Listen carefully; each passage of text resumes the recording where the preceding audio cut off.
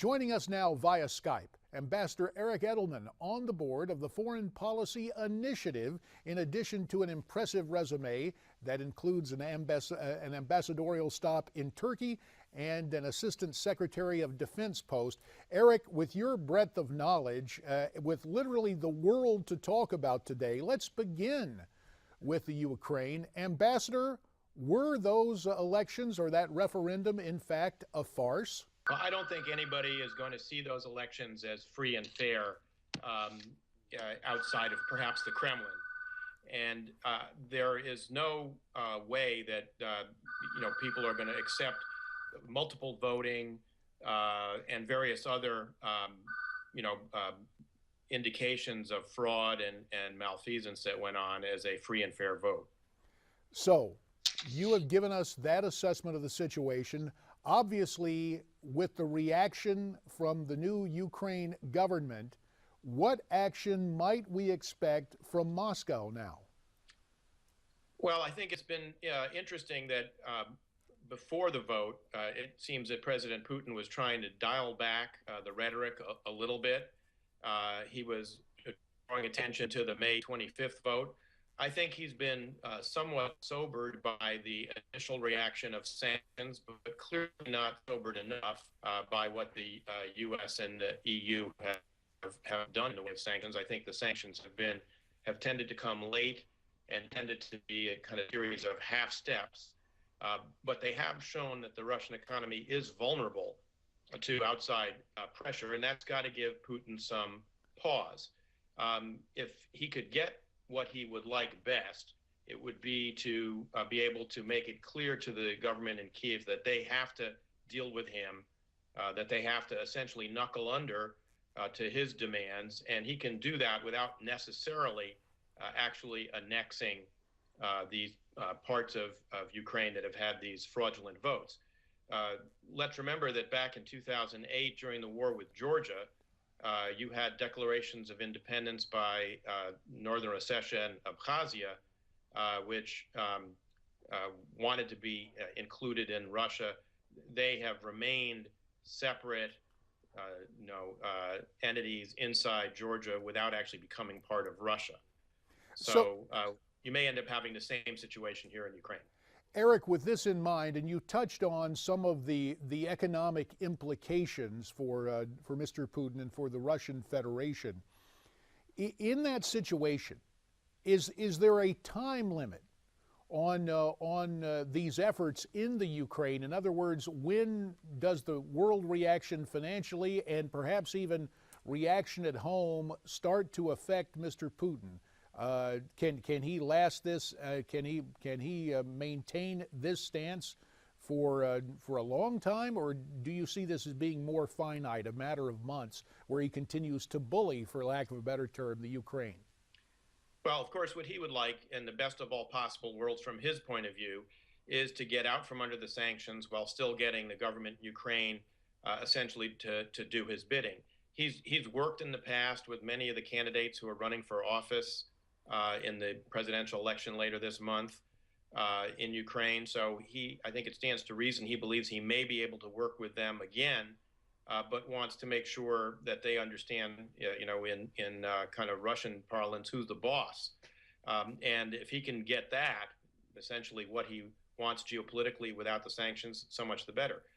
Although the EU is meeting today to consider sanctioning certain Russian firms, it's also clear that there are some divisions among the Europeans. The French, for instance, have announced that they won't cancel the sale of the Mistral, the naval vessel that they agreed 3 years ago to sell to Russia. So there's some differences that he can exploit, and he's a past master at exploiting those kinds of differences among European allies and between the United States and its European allies. It has been well chronicled, the ability of Vladimir Putin to get what he wants, his background in spycraft, obviously his success in this post-Soviet era in the Russian Federation. To our government, in our situation, Senator John McCain has previously said this crisis in the Ukraine is partly due to what he calls President Obama's, quote, feckless foreign policy. Do you agree with Senator McCain's statement? Well, I think certainly there have been things that the Obama administration has done that have led predicate for this. I think, the blame rests with President Putin for violating the sovereignty and territorial integrity of a neighboring state in Europe. That's where the blame needs to go. But having said that, the president's reset policy with Russia, which has been essentially a series of unrequited concessions to Russia in arms control and other areas. The comments he made to then President Medvedev that after his election campaign in November of 2012, he'd have more flexibility to accommodate presumably President Putin's needs. All of those things, created I would say, an environment in which it was possible for Putin to conclude he could take these steps without running the risk of serious repercussions from the United States. Eric And I think Edelman, that's a bad thing. Eric, I made mention of your resume and the fact that in addition to statecraft, if you will, as ambassador to Turkey, you also wore a defense hat as the Undersecretary of Defense for Policy from 2005 to 2007. Before we get, and arguably I know that diplomacy and statecraft are all part of national security and foreign affairs, but before I ask you to put on the diplomat hat, let me ask you about your role as Undersecretary of Defense, especially for policy.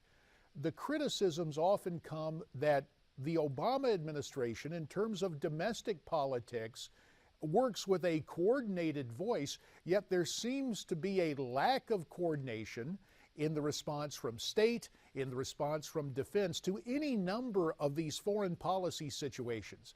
As you assess Secretary Hagel and what is coming out of the Pentagon these days, is that a fair criticism? I don't think it's so much that there's a lack of coordination in the administration as it is that the administration has centralized decision-making authority and power in the White House to a degree that I think, one has to look at the Nixon administration to see anything close to what has happened here. And that has been essentially to disempower the cabinet secretaries and make them less effective players in government and, frankly, in dealing with their counterparts overseas, who know quite well that the real authority and decision-making power rests in the White House with a group of close Obama advisors. Just to give one example, when the president made his decision to go to Congress to seek approval for the strikes in Syria, the airstrikes last September, because of the violation of his red line on the use of chemical weapons, he made that decision without consulting the vice president, who'd been a member of the Senate for more than 30 years, Secretary Hagel, who of course had been in the Senate for several terms, or Secretary Kerry. He had probably 100 years of senatorial experience sitting around the table in his National Security Council meetings and chose not to seek their advice. And I think that's really the problem. Ambassador, about a minute and a half remains. So many things to talk about, but let me turn to a piece that you co-authored for the Foreign Policy Initiative. It's entitled, "The U.S. Should Unfollow Turkey." And as we take a look at Turkey, once thought of as the greatest example of a, quote, modern, secular Islamic republic, what is the situation there now, and why did you help pen this particular column at the Foreign Policy Initiative? Well, I think Turkey can and should be a good partner for the United States in the Middle East because, as you say, it's been a secular democratic state that happens to be majority Muslim since the Ataturk reforms in the 20s and 30s. Unfortunately, in the last decade, under the leadership of the current prime minister and his ruling party, the country has gone in a very authoritarian direction, and the Twitter and Facebook bans and limitations, I think, were just the most recent examples and manifestations. And now the Prime Minister is moving to censor Twitter. You're right, there are incredible implications. Ambassador Eric Edelman, time constraints force us to keep it right there, but we're going to have you back to talk more about this in the days to come, and we appreciate your input here on America's Forum. So let's put it to you. Turkey censoring Twitter. Why don't you tweet me with your comments at Newsmax TV, #America's Forum.